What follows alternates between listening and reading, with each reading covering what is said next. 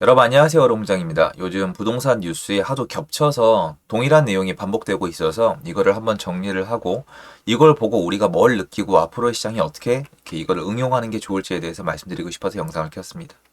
시청하시기 전에 구독하기, 좋아요, 멤버십 부탁드리고요. 멤버십은 매주 토요일 라이브를 진행하고 있습니다. 일단 네이버 뉴스고요. 12월 27일 뉴스인데 몇 가지가 벌써 겹쳐요. 전세 사기 그쪽이고요. 그리고 요거 전세 사기 맞죠? 그리고 전세 사기 그리고 이것도 전세 사기. 이 기사가 지금 몇 개인지 모르겠어요. 이게 언론에서 얼마나 많이 다뤘으면은 네이버 뉴스에 편집됐는데도 4개예요 벌써. 한 날짜에 4개면 상당히 많은 거거든요. 동일한 내용의 기사가 4개 이상, 5개 이상 겹치는 때가 있긴 한데 어지간히 이슈화되지 않고서는 그렇진 않거든요. 그러면 이런 상황에 대해서 어떻게 얘기해야 되느냐? 이제 제가 반복을 많이 했으니까 좀 정리를 해드릴게요. 저는 전세 사기를 옹호할 마음이 아예 없고요. 옹호하면 저는 그건 정신 나간 거라고 생각을 해요. 처벌받아야 되고요. 사기꾼이고 범죄자고 징역살이 시켜야 돼요. 강력 처벌해야 됩니다. 이건 예외가 없어요. 임차인분들 잘못 없어요. 구제 받으셔야 돼요. 이건 잘못된 거예요. 이걸 제가 확실히 좀 하고 말씀을 드릴게요. 이게 오해가 자꾸 생겨요. 제 얘기를 듣다 보면은 임차인 탓이라고, 그러니까 사회가 너무 감정적으로 변해 있거든요. 전 감정 얘기를 하는 게 아니에요. 왜 그러냐면 제가 지금 감정에 대해서 이분들을 위로해드리고 전세 사기꾼들을 욕하고 임차인분들 안 됐다고 동감을 해드리면 앞으로 이 사고가 발생하지 않나요? 그렇잖아요. 물론 중요해요. 이런 것도 중요해요. 사회 구성원으로서 이제 공유감을 공유하고 서로 느끼고 이러는 거 중요한 거 아는데 제가 지금 유튜브를 하면서 그 얘기를 한다고 앞으로 이 사건 사고가 없어지는 건 아니거든요. 근데 지금 정부는 전세 사기꾼들을 검거해서 얘네를 뭐 징역살이를 시키든 처벌을 해서 이거를 기사 내보내기 바쁘거든요. 근데 지금 그거 안 중요하다는 건 아닌데 그게 제일 중요한 건 아니에요. 왜 그러냐면 지금은 포인트를 어디로 맞추고 있냐면은 자, 쭉 가볼까요? 처기에 국토부 장관님이 포인트를 어디에 맞췄냐면은 전세 사기꾼을 잡는 데 맞췄어요. 기억하실 거예요. 불과 몇 달 안 됐어요. 기사가 도배가 됐었어요. 전세 사기꾼, 전세 사기 팀. 요새 어디에 맞춰지고 있어요? 피해자 구제에 맞추고 있어요. 그럼 정작 제일 중요한 건 날아가고 있는 거예요. 그러니까 여러분 이게 이래서 얘기를 못 하시는 거예요. 원희룡 장관님 같은 이 보직에 있으면 이 얘기를 하기 어려우실 것 같아요. 저도 이해가 돼요. 얘기하면 욕먹으니까 바로 욕먹는데 누가 얘기해요? 중요하죠. 이 범죄들을 잡아들이는 거 중요하죠. 그러니까 이제 경찰, 검찰 이렇게 존재하시는 거고, 그리고 그 다음에 피해자 구제하는 거. 그러니까 국가가 존재하는 거잖아요. 근데 중요한 건 뭐냐면 앞으로 이게 재발하지 않느냐는 거예요. 그러면 여러분이 봤을 때 여기 빌라 왕이나 전세 사기꾼들을 잡아서 징역을 보내면 앞으로 이런 사건 사고가 안 터질까요? 또 나와요, 여러분. 전 거의 나온다고 확신을 해요. 여러분, 국민 1인당 생애 감옥에 갈 확률이 제일 높은 국가가 미국이거든요. 미국은 뭐만 까딱 잘못하면 감옥 보내요. 한국이랑 완전 달라요. 툭 하면 감옥 보내거든요. 그러니까 감옥을 많이 가요. 처벌을 많이 해요. 개인의 자유를 존중해주는 만큼 잘못하면 처벌이 강력합니다. 여러분 미국 드라마 나오면 감옥 나오면 이제 친숙하지 않으세요? 그 오렌지색 죄수복 입고 있으면 약간 친근하지 않아요? 심지어 얼마나 감옥이 미국에서 사람들한테 대중적이냐면 막 이렇게 편하게 얘기하는 건 아니지만 그걸로 이제 컨텐츠가 되게 많아요. 드라마나 영화나 그 정도예요. 그런 국가에서도 범죄율을 줄이질 못해요. 그래서 미국은 범죄 검거율도 높여요. 근데 이거는 당연히 경찰의 역할이에요. 미국은 경찰이 되게 많이 죽어요. 워낙 개인의 자유가 세기 때문에 저항도 세게 하거든요. 총기가 있다 보니까 그래요. 참 유감스러운 일이 아닐 수 없는데 미국은 범죄 검거율에 열을 올리는 거는 당연한 컨셉인데 플러스 알파를 국민들이 알아요. 뭐냐면 빈곤율 퇴치예요. 미국은 이미 경제적으로 빈곤율이 올라가면 범죄율이 올라간다는 거를 국민들이 완전히 인식을 하고 있어요. 할렘가를 보세요. 사람이 내가 먹고 살만하면 범죄를 저지르지 않거든요. 시스템이나 환경이 안 되면 또는 시스템이나 환경이 허락되면은 사람은 범죄를 저지르지 않아요. 확률이 내려가요. 항상 확률은 있어요. 범죄자를 가지고 컨텐츠를 만들면 다 범죄자로 보여요. 옛날에 미국 사회에 이런 식의 컨텐츠 때문에 정말 큰 부작용이 있었어요. 뭔지 아세요? 흑인은 범죄자다. 말도 안 되는 이런 편견 때문에 수많은 사람이 희생됐어요. 수많은 그 아프리카계 흑인분들께서 희생을 당했단 말이에요. 아무것도 안 했는데 일단 용의자예요. 왜냐면 뉴스만 틀면 흑인 범죄가 다뤄졌으니까 이걸 반복을 시키면 사람들이 흑인은 범죄자다가 생기는 건데 한국도 이런 식으로 계속하면은 무슨 임대인들이 다 사기꾼인 것처럼 얘기가 나올 수도 있어요. 이대로 계속 가면. 지금 그렇다는 뜻은 아니에요. 그런데 보면은 지금 이슈가 이 사람들을 검거하는 거, 잡아내는 거, 그리고 이 사람들이 몇 채나 갖고 있는 거, 이 사람들이 얼마나 사기를 친 거, 이런 자극적인 것만 다루고 있고, 그 다음에 이제 세입자분들 구제하는 걸 뭘 만들어줬는지가 나오고 있는데, 세입자분들한테 가서 물어보세요. 돈을 제대로 돌려받게 했는지. 그러니까 국가가 물어줄 건지. 국가가 물어주면 형평성 문제 때문에 다른 사람들 다 물어줘야 되는데 그 천문학적인 돈이 어디서 나와요? 어려울 수 있단 말이에요. 그래서 당연히 다 열심히 해야 되고 다 잘해야 되지만 좀 더 궁극적인 문제로 돌아와야 된다고 생각을 합니다. 그리고 우리도 이걸 알고 있고 앞으로의 부동산 시장에 대입할 수 있어야 된다고 생각을 해요. 뭐냐면 전세 사기는 왜 일어날까요? 일단 요것도 제가 전제 조건 하나 말씀을 드릴게요. 여기 사기꾼들 있죠. 얘네는 예외예요. 얘네는 처음부터 판을 까는 거예요. 얘네는 사실은 참 피하기가 어려워요. 사실 정말 이런 애들은. 왜냐면 이 사람들이 노리는 대상 자체가 자기 같은 사람을 잘 못 알아보는 사람을 택하기 때문에 얘네는 진짜 악질이에요. 얘네는 정말 제가 봤을 때 본보기를 보여야 돼요. 본때를 보여줘야 되는 게 맞는데 일단 기본적으로 전세가가 너무 높으면 이런 문제가 생기는 게 맞아요. 제가 말씀드렸지만 집이 만약에 3억인데 전세가 1억밖에 안 한다? 그러면 심지어 경매로 넘어가도 거의 전액 상환 받을 확률이 확 올라가요. 여러 가지 경우가 있겠죠. 그리고 사실 지금처럼 세금이 세지 않으면은 여기 가압류가 세게 안 걸리거든요. 여러 가지 이런 생태계를 봤을 때 이게 왜 가능하냐?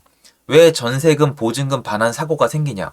왜 전세 사기가 생기냐? 여기서 절대적 이유 중에 하나는 높은 전세가예요. 그러면 전세를 없애면 되지 않냐?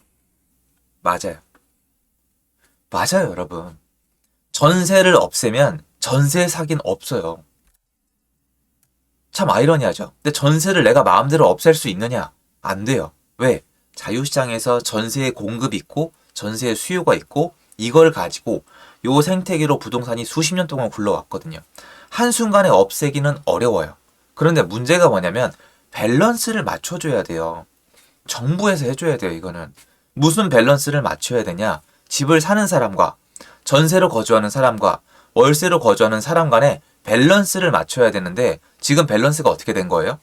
깨진 거예요. 왜냐? 전세가 3억인데 아파트 가격이 3억이에요.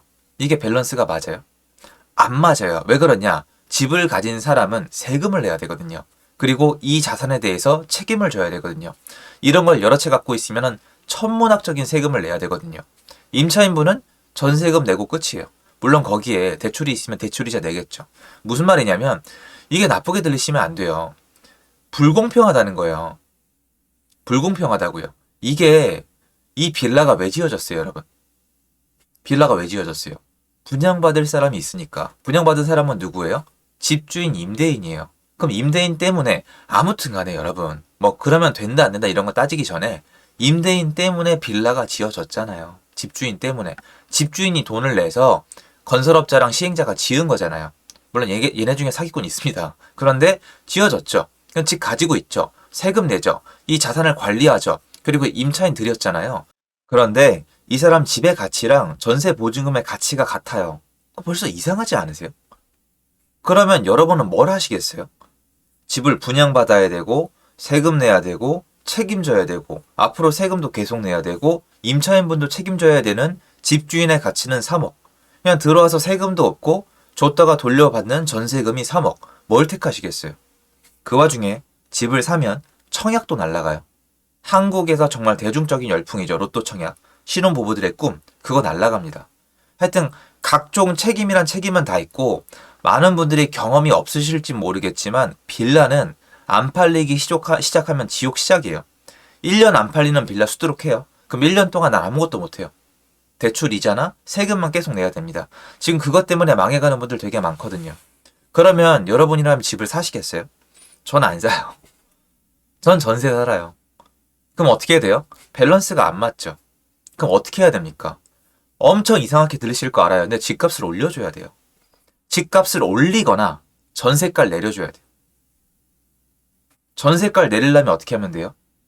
이걸 많이 공급을 하면 돼요, 여러분. 많이 공급하려면 어떻게 해야 돼요?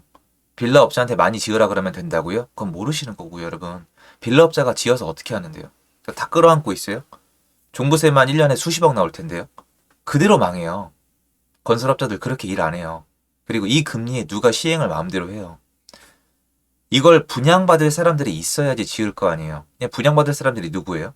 집주인이죠. 제가 아까 말씀드렸잖아요. 저 집 안 산다고. 전 전세 살 거라고.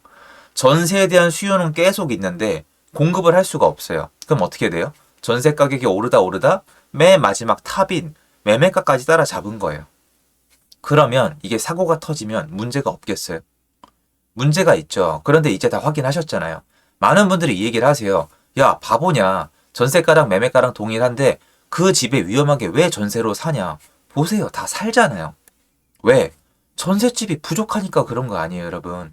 집이 남아 돌고 공실이 많으면 안 돼요.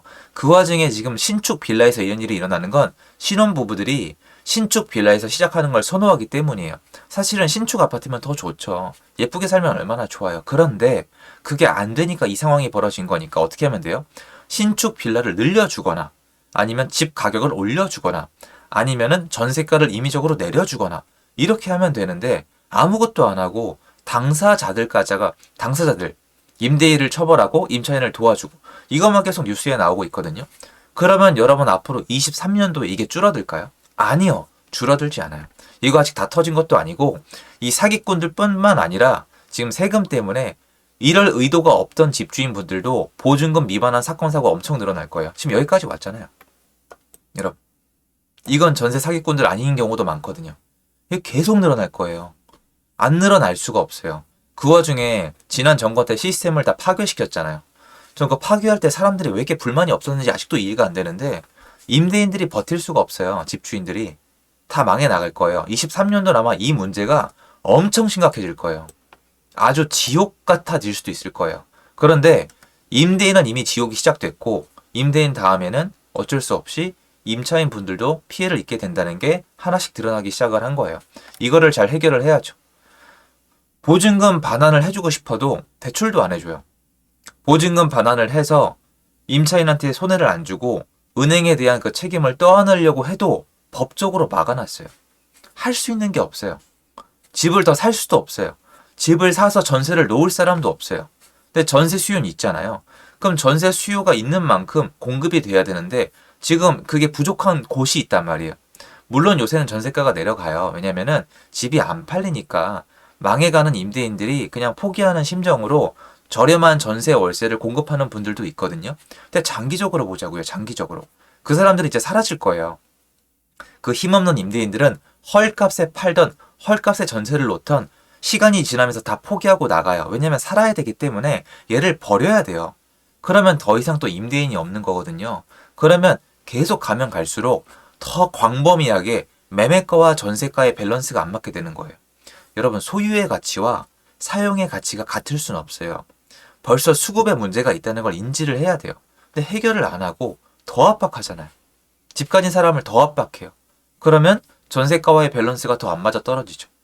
전세 물건이 남아 넘치고 그리고 전세로 내놓은 물건이 남아 넘치는데 매매 시장도 멀쩡하고 금융 시스템도 멀쩡하다? 그러면 전세입자분들이 뭐하러 3억짜리 집에 3억의 전세에 들어가겠어요. 3억짜리 집에 1억 5천 정도의 전세를 들어가시겠죠. 그러면 부담감이 훨씬 덜 하잖아요. 그리고 이런 다주택자나 아니면 임대인들을 활성화시켜 놓으면 이 3억짜리 집이 경매에 넘어갈 때 지금처럼 2억도 안 되는 가격에 팔리겠어요? 아니에요. 한 2억 4천, 2억 5천에 받아가는 분이 나올 수도 있어요.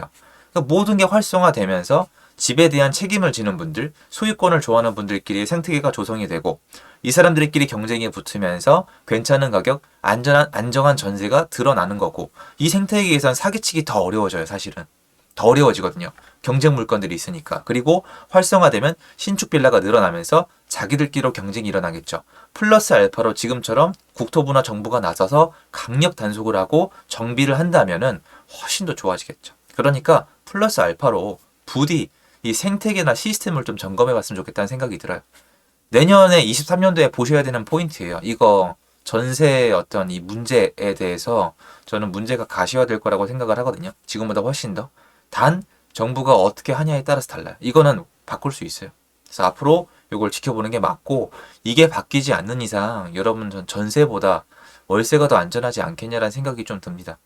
매매하라는 얘기 일반 영상에서 함부로 못 하겠어요, 사실은. 너무 싫어하셔가지고. 근데 전 지금이야말로 집을 사는 게 맞다고 생각이 드는데, 그런 얘기 좀 조심하도록 하겠습니다. 도움됐으면 좋겠고요. 좀 피해를 입는 분들이 좀 없었으면 좋겠어요. 이거 진짜 미치거든요.